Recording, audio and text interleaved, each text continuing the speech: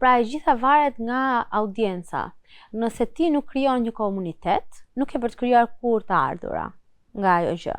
Unë e shikoj me TikTok-un, nëse mund ta krahasoj. TikTok është diçka shumë e shpejtë. Jam shumë e sigurt që ju shikoni video pafund në TikTok, po jam pa aq e bindur që nuk i mbani mend të fytyrat që shikoni.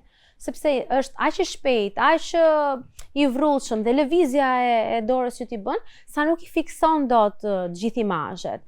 Kur ti krijon një komunitet që ty të njeh, që të beson, që mezi pret dali video tjetër, që kalon 20 minuta me ty, se nuk është 1 sekond, as 2 sekonda, është 20 minuta video, se aq janë paka shumë 15-20.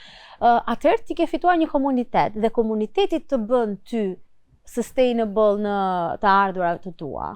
Nuk të bën asnjë brand që të paguan 50.000 lekë, 5.000 euro sa duash ti, një herë, sepse e teston dhe shikon që ti nuk i sjell as audiencën mbrapa. Nuk të bën as ajo video që ti po mundohesh, po s'po nxjerr gjë në dritë. Pra, autenticiteti dhe krijimi i një audience të bëjnë ty të suksesshëm ose jo.